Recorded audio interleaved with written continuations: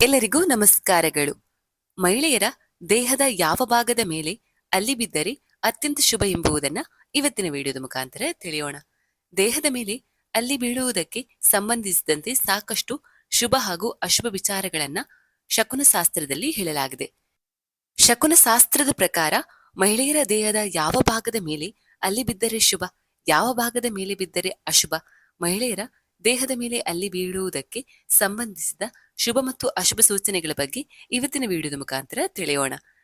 ಶಕುನಶಾಸ್ತ್ರದಲ್ಲಿ ಅಲ್ಲಿಗಳಿಗೆ ನಮ್ಮ ಭವಿಷ್ಯದಲ್ಲಿ ನಡೆಯಬಹುದಾದ ಘಟನೆಗಳ ಕುರಿತು ಸೂಚನೆಯನ್ನ ನೀಡುವಂತಹ ಶಕ್ತಿ ಇದೆ ಅಂತ ನಂಬಲಾಗುತ್ತೆ. ನಮ್ಮ ದೇಹದ ಅಲ್ಲಿ ಬೀಳುವುದನ್ನು ಕೇವಲ ಕಾಕತಾಳೀಯ ಅಥವಾ ತಪ್ಪಿ ಬಿದ್ದಿರಬಹುದು ಎಂದು ಹೇಳಲು ಸಾಧ್ಯವಿಲ್ಲ. ಯಾಕಂದ್ರೆ ದೇಹದ ಮೇಲೆ ಅಲ್ಲಿಗಳು ಬೀಳುವುದು ಅದರದ್ದೇ ಆದ ಅರ್ಥವನ್ನ ಹೊಂದಿದೆ. ಅದು ನಮ್ಮ ಭವಿಷ್ಯದ ಲಾಭ ನಷ್ಟಗಳ ಬಗ್ಗೆ ಸಂಕೇತವನ್ನ ನೀಡುವುದು. ಆದ್ರೆ ಅದು ಮಹಿಳೆಯರ ಮತ್ತು ಪುರುಷರ ವಿಚಾರಕ್ಕೆ ಬಂದರೆ ವಿಭಿನ್ನವಾದ ಅರ್ಥವನ್ನ ಹೊಂದಿದೆ. ಮಹಿಳೆಯರ ದೇಹದ ಮೇಲೆ ಅಲ್ಲಿ ಬಿದ್ದರೆ ಅದು ಒಂದು ರೀತಿಯ ಸೂಚನೆಯನ್ನು, ಪುರುಷರ ದೇಹದ ಮೇಲೆ ಬಿದ್ದರೆ ಇನ್ನೊಂದು ರೀತಿಯ ಸೂಚನೆಯನ್ನ ನೀಡುತ್ತೆ. ಮಹಿಳೆಯರ ಬೆನ್ನಿನ ಮೇಲೆ ಅಲ್ಲಿ ಬೀಳುವುದು. ಶಕುನಶಾಸ್ತ್ರದ ಪ್ರಕಾರ ಯಾವುದೇ ಒಂದು ಮಹಿಳೆಯರ ಬೆನ್ನಿನ ಮೇಲೆ ಅಲ್ಲಿ ಬೀಳುವುದು ಶುಭವಲ್ಲ ಎಂದು ಹೇಳಲಾಗುತ್ತೆ. ಬೆನ್ನಿನ ಮೇಲೆ ಅಲ್ಲಿ ಬೀಳುವುದನ್ನ ಅಮಂಗಳಕರ ಎಂದು ಪರಿಗಣಿಸಲಾಗಿದೆ. ಇದು ವಿವಾದಗಳ ಸಂಕೇತ.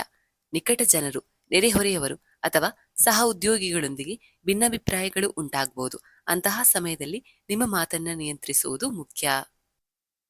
ಮಹಿಳೆಯರ ತಲೆ ಮೇಲೆ ಅಲ್ಲಿ ಬೀಳುವುದು. ಶಕುನಶಾಸ್ತ್ರದ ಪ್ರಕಾರ ಮಹಿಳೆಯ ತಲೆಯ ಮೇಲೆ ಅಲ್ಲಿಯೊಂದು ಬಿದ್ದರೆ ಅದನ್ನ ಶುಭವೆಂದು ಪರಿಗಣಿಸಲು ಸಾಧ್ಯವಿಲ್ಲ. ಇದು ಆ ಮಹಿಳೆ ಅನುಭವಿಸಬಹುದಾದ ಮಾನಸಿಕ ತೊಂದರೆಯ ಸಂಕೇತವಾಗಿದೆ. ಇದರರ್ಥ ಮುಂದಿನ ದಿನಗಳಲ್ಲಿ ಆ ಮಹಿಳೆಯು ಅಹಿತಕರ ಸುದ್ದಿಯನ್ನ ಪಡೆದುಕೊಳ್ಳಬಹುದು ಮತ್ತು ಆಕೆಯು ಆರೋಗ್ಯದ ಸಮಸ್ಯೆಗಳಿಗೆ ಗುರಿಯಾಗಬಹುದು ಎಂದು ಸೂಚನೆಯನ್ನ ನೀಡುತ್ತೆ. ಮಹಿಳೆಯರ ಹೊಟ್ಟೆಯ ಮೇಲೆ ಅಲ್ಲಿ ಬೀಳುವುದು. ಒಂದು ವೇಳೆ ಮಹಿಳೆಯರ ಹೊಟ್ಟೆಯ ಮೇಲೆ ಅಲ್ಲಿ ಬಿದ್ದರೆ ಅದನ್ನು ಶುಭವೆಂದು ಪರಿಗಣಿಸಲು ಸಾಧ್ಯವಿಲ್ಲ.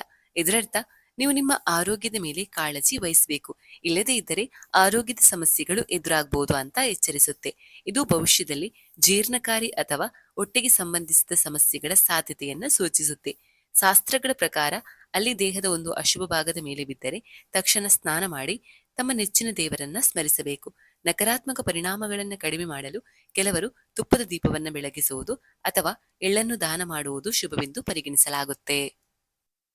ಹಣೆಯ ಎಡಭಾಗ ಅಥವಾ ಬಲಭಾಗ ಅಲ್ಲಿ ಮಹಿಳೆಯರ ಹಣೆಯ ಎಡಭಾಗದ ಮೇಲೆ ಬಿದ್ದರೆ ಅದು ಸಮೃದ್ಧಿಯ ಸಂಕೇತ. ಮುಂದಿನ ದಿನಗಳಲ್ಲಿ ಅನಿರೀಕ್ಷಿತ ಆರ್ಥಿಕ ಲಾಭಗಳು ನಿಮಗೆ ಸಿಗಬಹುದು ಮತ್ತು ಸಂಬಂಧಗಳಲ್ಲಿ ನಡೆಯುತ್ತಿರುವ ಉದ್ವಿಗ್ನತೆ ಅಥವಾ ಮನಸ್ತಾಪಗಳು ನಿವಾರಣೆಯಾಗಬಹುದು ಎನ್ನುವ ನಂಬಿಕೆ ಇದೆ.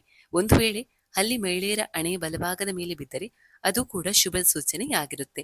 ಅಂತಹ ಮಹಿಳೆಯರು ಉದ್ಯೋಗದಲ್ಲಿ ಪ್ರಗತಿ, ವ್ಯವಹಾರದ ಲಾಭಗಳು ಮತ್ತು ಹೊಸ ಆದಾಯಗಳನ್ನ ಪಡೆದುಕೊಳ್ಳುತ್ತಾರೆ.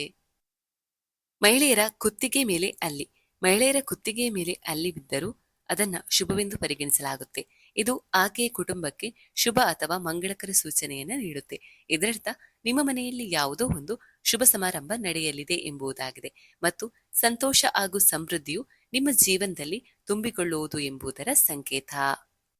ಮಹಿಳೆಯರ ಎಡಗೈ ಮೇಲೆ ಅಲ್ಲಿ ಬೀಳುವುದು. ಪುರುಷ ಎಡಗೈಯ ಮೇಲೆ ಅಲ್ಲಿ ಬಿದ್ದರೆ ಅದನ್ನ ಶುಭವೆಂದು ಪರಿಗಣಿಸಲಾಗುತ್ತೆ. ಅದೇ ಮಹಿಳೆಯರ ಎಡಗೈ ಮೇಲೆ ಅಲ್ಲಿ ಬಿದ್ದರೆ ಅದನ್ನು ಅಶುಭವೆಂದು ಪರಿಗಣಿಸಲಾಗುತ್ತೆ. ಮಹಿಳೆಯರ ಎಡಗೈ ಮೇಲೆ ಅಲ್ಲಿ ಬಿದ್ದರೆ ಅದು ಆಕೆಯು ಎದುರಿಸಬಹುದಾದ ಹಣಕಾಸಿನ ಸಮಸ್ಯೆಗಳ ಸಂಕೇತವಾಗಿದೆ. ಇದು ಅನಗತ್ಯ ಖರ್ಚುಗಳು ಎದುರಾಗಬಹುದು ಮತ್ತು ಉಳಿತಾಯ ಕಡಿಮೆಯಾಗಬಹುದು. ಮಾಡಿದ ಯೋಜನೆಗಳು ವೈಫಲ್ಯವನ್ನ ಎದುರಿಸಬಹುದು ಮತ್ತು ಮಾತಿನ ಮೇಲೆ ನಿಯಂತ್ರಣವಿರಬೇಕು ಎಂಬುದನ್ನ ಇದು ಸೂಚಿಸುತ್ತೆ.